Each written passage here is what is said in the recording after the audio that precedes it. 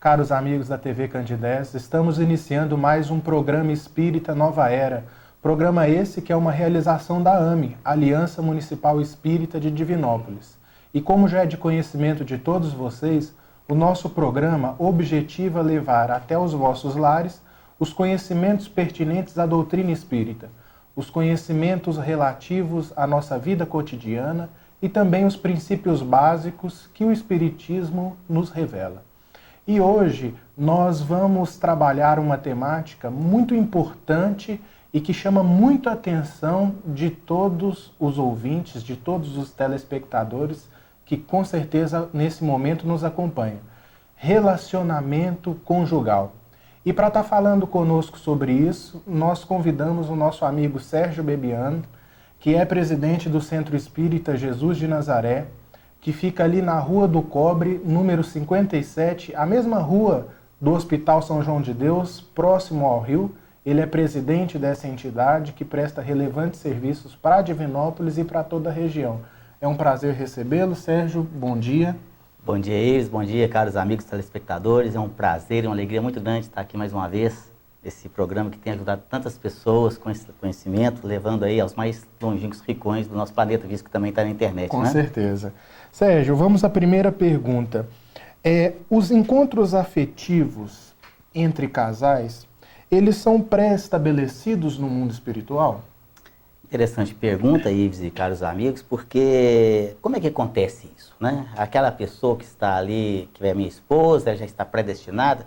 Na verdade, no plano espiritual, esses encontros são traçados, já previamente, obedecendo aí às leis da reencarnação, entre os espíritos que já têm ali uma afinidade, seja de experiências passadas, né? A gente vai ver isso muito bem delineado nas obras espíritas, ali de André Luiz principalmente, e também de outros espíritos aí, de autores espirituais. Mas nós somos muito intuídos quando reencarnamos aqui, tá certo? Através dos nossos bons amigos espirituais, em especial do nosso espírito protetor, denominado aí de anjo da guarda, pela Igreja Católica, que vem nos auxiliar, vem nos orientar, para que a gente possa realmente seguir ali e conseguir com êxito os nossos objetivos dessa reencarnação. Mas também, aqui muitas vezes, nós não seguimos essas boas intuições e acabamos nos levando por intuições ali errôneas de espíritos também inimigos nossos do passado, que acabam nos desviando do caminho reto ali a ser seguido. As nossas más tendências. Exatamente, leva tudo isso em consideração. A gente já estamos trazendo isso de reencarnações passadas. E acaba, então, nós fracassando, na verdade, nessa empreitada espiritual. Muitas vezes acontece isso. Então a gente tem que estar muito vigilante com relação a essas questões. É interessante isso, porque tira aquela ideia dos encontros casuais da vida, né? Todo nossos encontros afetivos, eles têm um porquê de ser. E o casamento não seria diferente desse planejamento, né, Sérgio? Não tenho dúvida, né? A gente vem realmente com um projeto de vida, um projeto reencarnatório nosso, está todo ali, não só os encontros afetivos, que é o nosso tema de hoje, mas todas as provas e expiações que a gente tem que passar. Uma vez casados, uma vez unidos, né? Porque o casamento é aquele rito, aquela formalidade, né? O casamento a gente sabe que se dá entre almas, entre espíritos, que independe de uma formalidade exterior. Uma vez casados, ou seja, unidos por esses laços pré-estabelecidos, como lidar com conflitos, com as diferenças que muitas vezes levam muitos casais a se comprometerem do ponto de vista espiritual? Essa pergunta é muito interessante e com certeza os nossos amigos ouvintes aqui estão ansiosos até para poder saber com relação a essa questão dessa resposta. Mas por quê? Porque todos nós temos defeitos. O homem tem defeitos, as mulheres também têm defeitos. Sim. Todos nós os temos.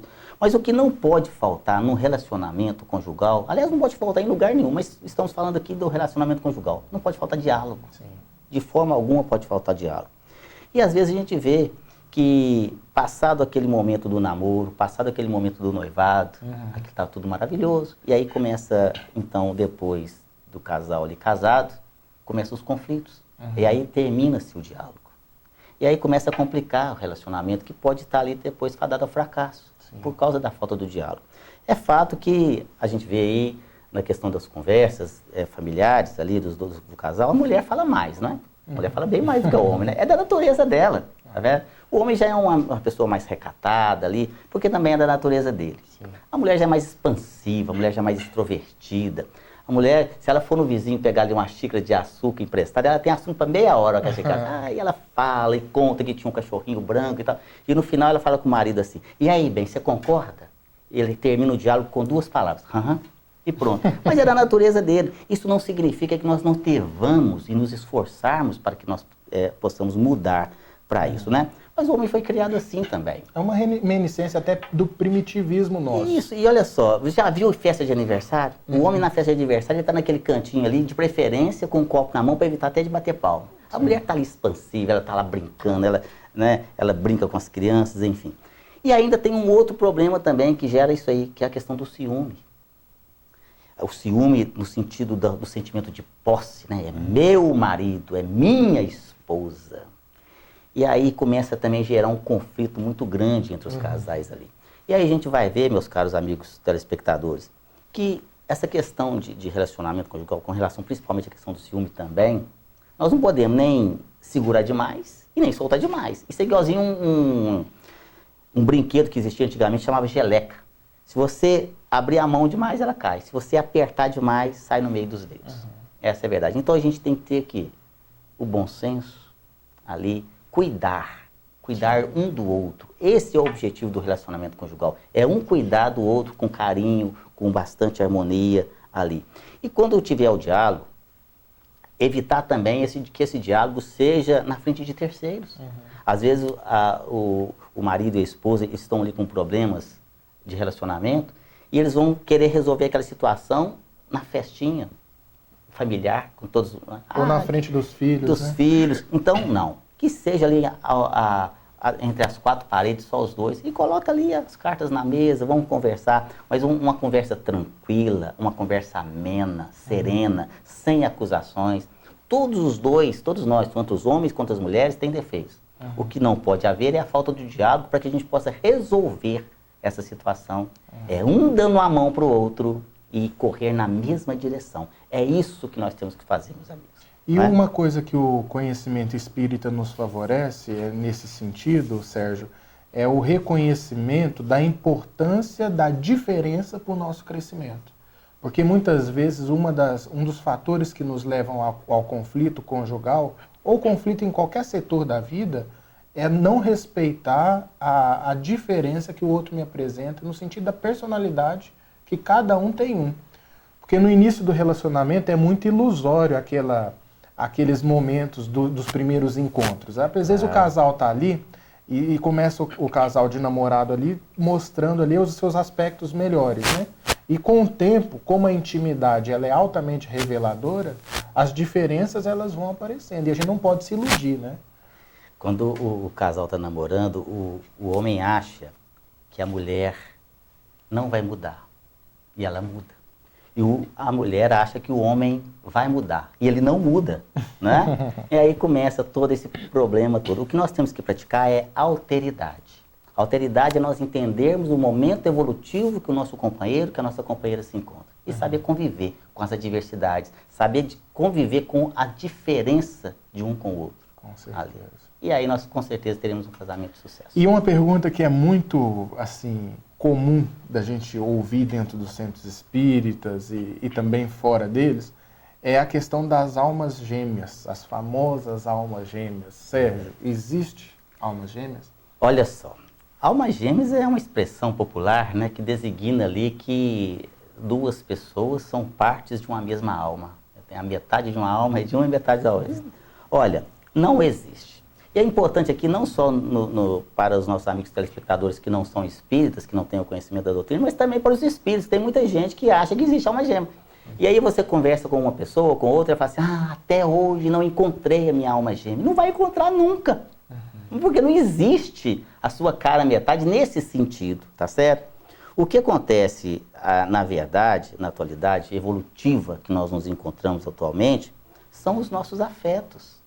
Aquelas pessoas que nós temos uma afetividade muito grande, aquelas pessoas, aqueles espíritos que conviveram conosco no passado e que nós tivemos uma afinidade muito grande, tivemos um excelente relacionamento, independente de que no passado às vezes vinha como marido, esposa, ou mãe e filho, enfim, mas são espíritos afins e que reencontram essa nova reencarnação E a hora que encontra um com o outro, bate. Afinidade. A afinidade. Nossa! E aí a pessoa fala assim, não encontrei minha alma gêmea.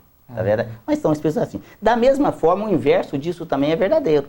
É quando você encontra aquela pessoa que você bate o olho, nossa, não quero nem ver.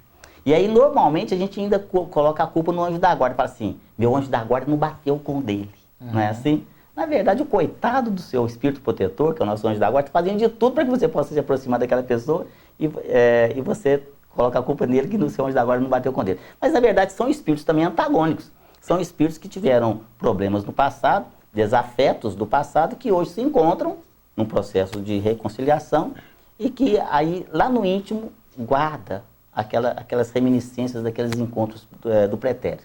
Mas essa pessoa que você tem uma afinidade, realmente pode ter certeza que são pessoas que já conviveram com você em reencarnações passadas.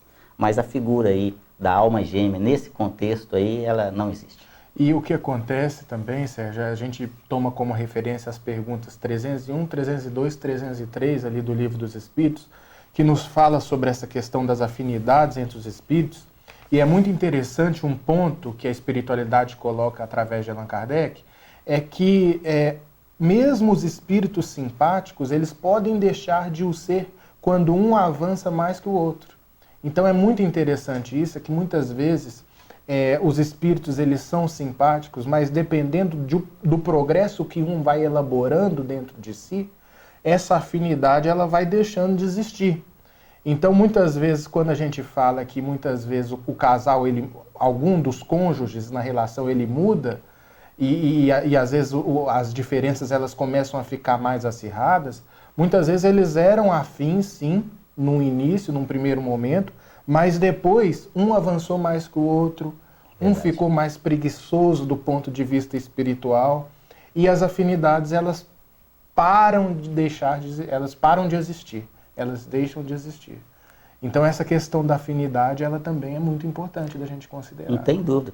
Tem duas questões no Livro dos Espíritos que eu até trouxe aqui na íntegra, eu até quero pedir permissão para mim poder ler na íntegra, para não escapulir nenhuma palavra. É a questão de número 298 e também a questão de número 299, fica aí para os nossos amigos ouvintes depois também fazer a pesquisa.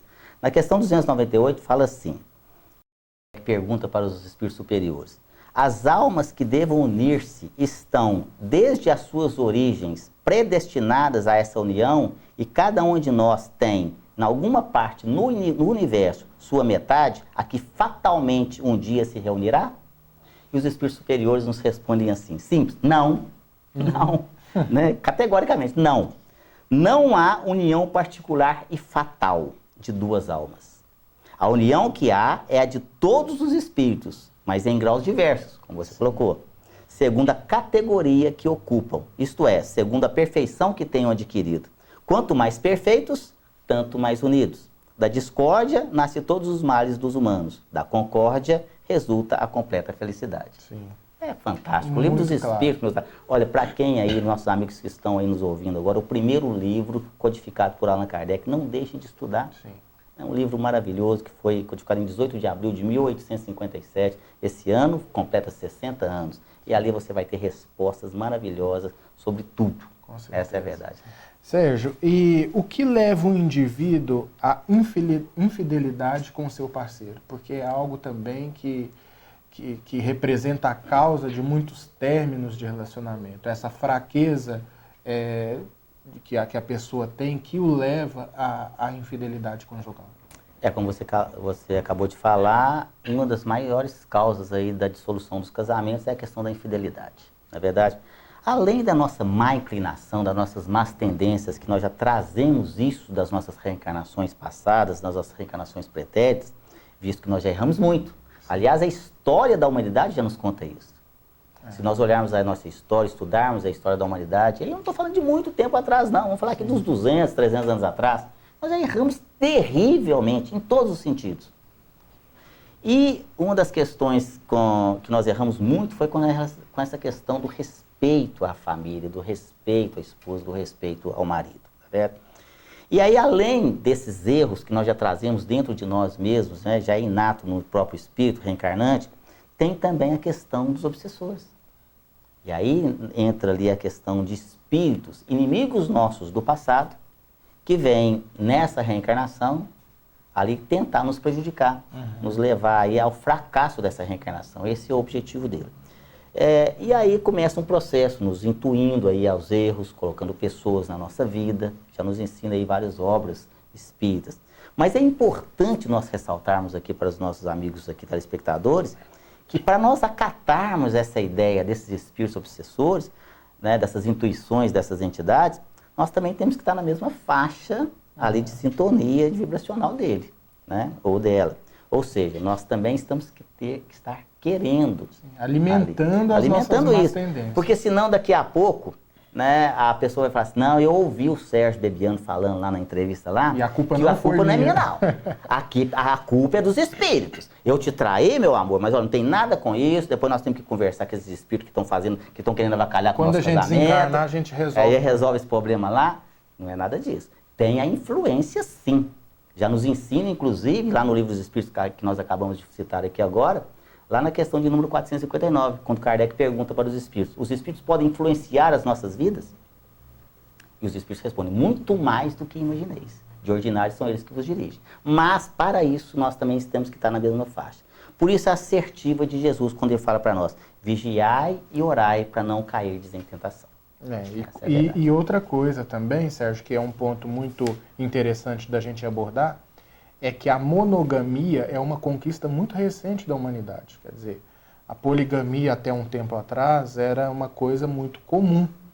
E, de certa forma, essas tendências que a gente traz hoje, que muitas vezes nos leva à infidelidade conjugal, também está atrelada a esse passado em que era prática comum, no sentido até da reminiscência animal, da reprodução, essa questão da poligamia. Então, assim, quando a humanidade chegou a um patamar intelecto-moral de reconhecimento da monogamia como sendo um caminho viável a conquistas mais significativas do espírito, as dificuldades elas passaram a acontecer nesse sentido.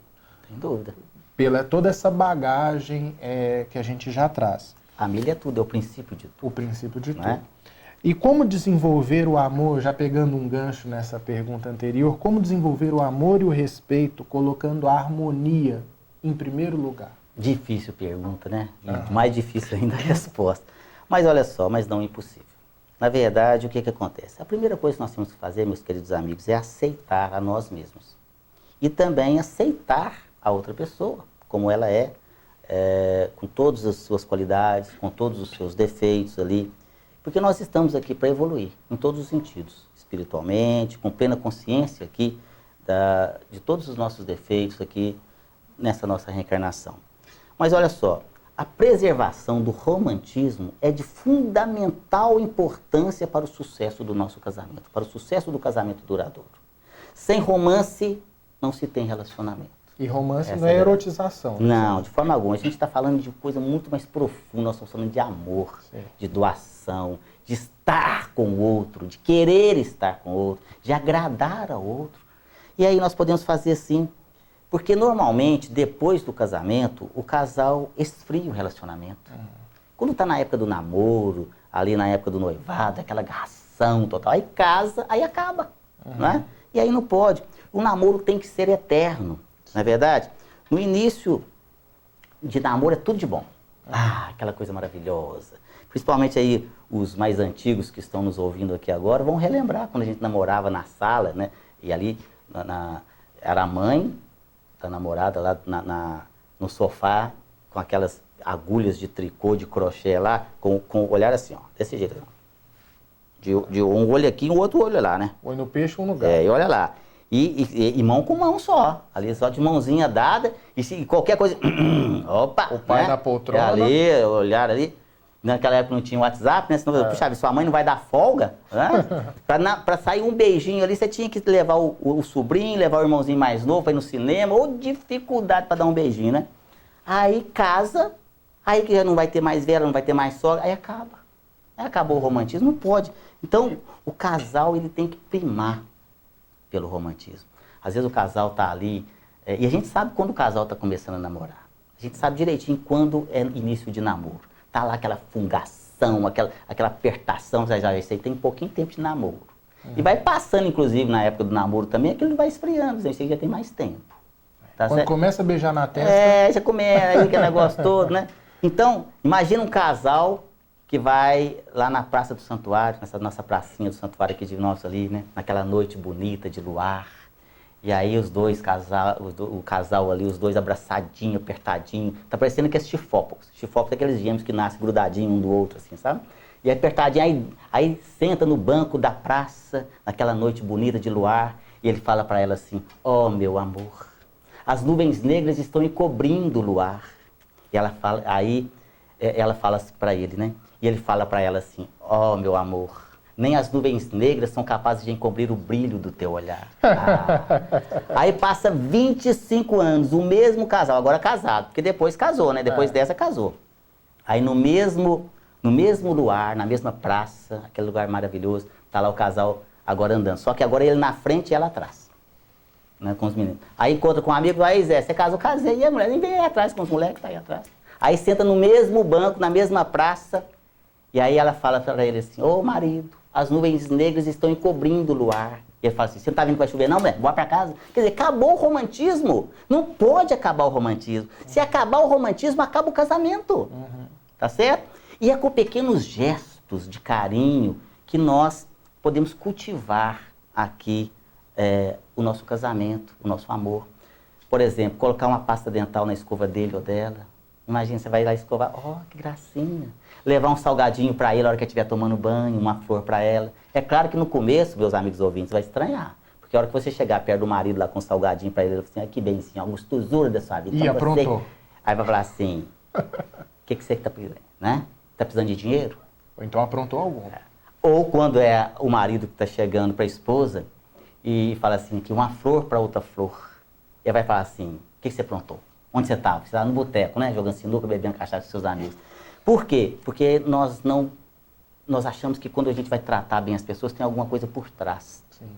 E a gente também não gosta de tratar bem as pessoas, porque a gente acha que nós estamos nos humilhando com essas atitudes. Isso não é uma humilhação, meus queridos. Isso é carinho, isso é companheirismo, isso é gratidão, isso é amor.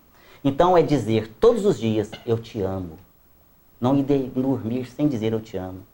E aí eu pergunto para você, meu amigo, minha amiga ou aqui telespectador, qual foi o último dia que você chegou perto do seu marido, da sua esposa, do seu noivo, da sua noiva, do seu namorado, da sua namorada e disse, eu te amo. Você é importante para mim. Depois que nós desencarnarmos, não adianta mais. Ficar chorando em cima de um caixão, pedindo abraço, pedindo perdão. Você perdeu o momento. A hora é agora.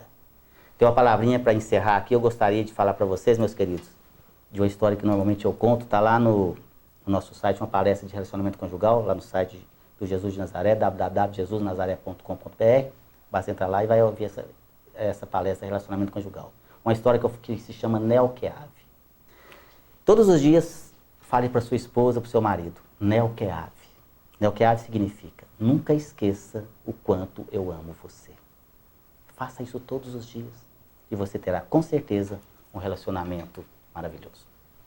Nós te agradecemos, Sérgio, a colaboração, os esclarecimentos. Agradecemos também os nossos telespectadores que nos deram a honra da audiência, dizendo ainda que no próximo sábado, às 9h30, esse novo horário, nós estaremos aqui trabalhando outros temas pertinentes à doutrina espírita. E a reprise desse programa vai acontecer às terças-feiras, às 7h30 da manhã. Muita paz e até lá.